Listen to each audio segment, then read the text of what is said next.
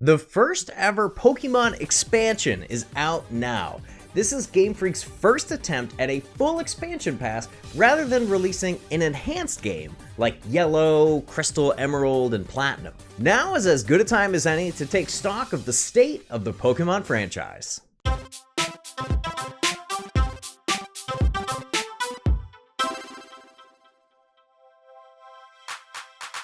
First, I want to quickly look back at how Pokemon has added content to their games in the past. Then, I want to talk about how fans, including myself, have not been that happy with some of the choices the developers have been making in recent games, and how some of those fans have taken that dissatisfaction, in my opinion, way too far. And finally, we'll bring it home by asking the question, can the new DLC format rectify some of the major complaints by fans and save the franchise? Unlike some of its player base, Pokemon is now harnessing the power of internet for good to distribute their full-fledged DLC. I personally am in favor of the new direction of expanding the base game. It will be nice to take my Pokemon from my current journey and keep going without the need of link cables, online trading, or Pokemon Bank. In past entries, the enhanced games, for the most part, have tread the same ground of their respective base game. Some of the best content in those games is locked behind completing the main story again, which on average takes about 25 hours. I found it frustrating and honestly not the best use of time, which is not how you should feel when playing a franchise you love.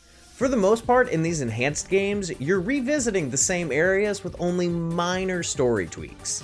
The endgame content in some of the enhanced games is worth the purchase price alone, but it would have been nice to transfer data to let the new game know you'd already completed the original base game. That style of adding additional content really doesn't respect the player's time. However, these enhanced games are a perfect entry point if you haven't picked up the first iteration of that generation. And it made sense to do this on the Game Boy, where you didn't have an internet connection. I mean, DLC wasn't even a thing in the 90s and the early 2000s. However, Nintendo's handhelds have been able to go online since the Nintendo DS. But internet access and speeds back then weren't what they are now.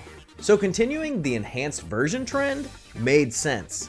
However, once we got to the 3DS, pretty much everyone who had the system had some connection to decent Wi-Fi. The system even had an expandable SD card slot. In my opinion, Sun and Moon should have gotten DLC instead of 2 Ultra versions. I felt almost insulted as a collector needing to buy 2 more $40 games to complete my Pokemon 3DS collection. Okay, that's how we got here. Now let's discuss where we are. First, let's talk about the Let's Go games. Now, I tend to agree with most of the criticism levied against this entry in the franchise. They removed battles to catch Pokemon in an attempt to bring in the casual player base from the wildly successful Pokemon Go on mobile. I don't have an issue with making games more accessible to casual audiences, but I think the problem with doing that to Pokemon in particular is that Pokemon doesn't need to be more casual. It's already an extremely accessible game, and quite frankly, it's one of the easier RPGs you can find.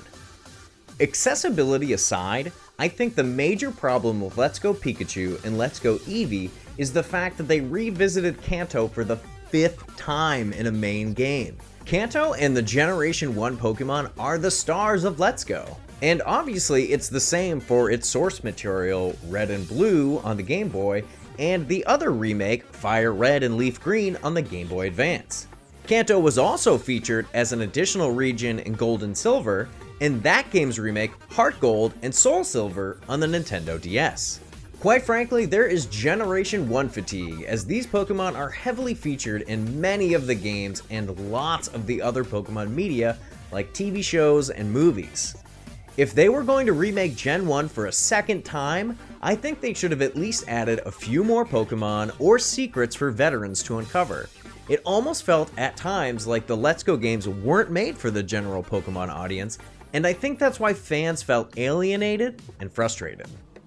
Pokemon Sword and Shield, on the other hand, was supposed to be a return to form. Game Freak promised this would be the next true Pokemon game that the fans had been waiting for, and in most ways, it absolutely was. However, once people eventually got a look at it and eventually got their hands on it, it fell short of expectations. Pokemon Sword and Shield seemed to still have one foot in the past and didn't quite make the full jump to console. Some of the major complaints were the graphics not being up to par, the story being one of the weaker plots in the series, and the removal of the national dex. Overall, the game had a feeling of being unfinished. The developers said they limited the number of Pokemon in the game to spend more time on battle animations. However, if you look at Yamper's Tail Whip, I think it's kind of embarrassing to give that as an excuse. Now, I want to quickly touch on the extreme negativity that has been surrounding the Pokemon franchise recently. In general, I feel that some Pokemon fans have become really toxic when it comes to new products. Now that the Pokemon games have finally evolved by entering the modern era by introducing a DLC model, I think it's high time that the fans evolve too. I'm not saying someone shouldn't voice their opinion when they dislike or disagree with something, but the Twitter attacks, mob mentality, and dogpiling are just excessive. It's obnoxious and needs to end. Sending horrible tweets to the developers and review bombing on sites like Metacritic are not the answer. Writing a 1-star review that just says, "sucks," to bring down the average is just petty. Pokemon at its core was always meant to bring people together. That was the whole idea between having exclusive Pokemon in different versions. That way you would interact with people outside the game in a positive way. Now with the release of the DLC, I feel like it's a chance for Pokemon to turn over a new leaf, after, in my opinion, it had 2 missteps in game releases. The DLC is a chance for Sword and Shield to feel more complete and polished. I'd like to think they have a master plan, and Pokemon fans just need to be patient while it unfolds. My hope is that once both DLCs are out, and we look back at this entry as a whole, it will feel more complete. I believe the Pokemon Company heard the complaints from fans, and I'm really looking forward to exploring the Isle of Armor and the Crown Tundra. It will be fun to have new areas to explore while we patiently wait for the Diamond and Pearl remakes. And maybe, fingers crossed, Pokemon Pinball 3? I mean, we just got an announcement for Pokemon Snap, so really anything is possible. What's your opinion on the current state of Pokemon? Do you like the new direction they're going with the DLC? Do you miss the enhanced versions? Let me know in the comments down below. Thank you guys so much for watching, and I'll see you next time.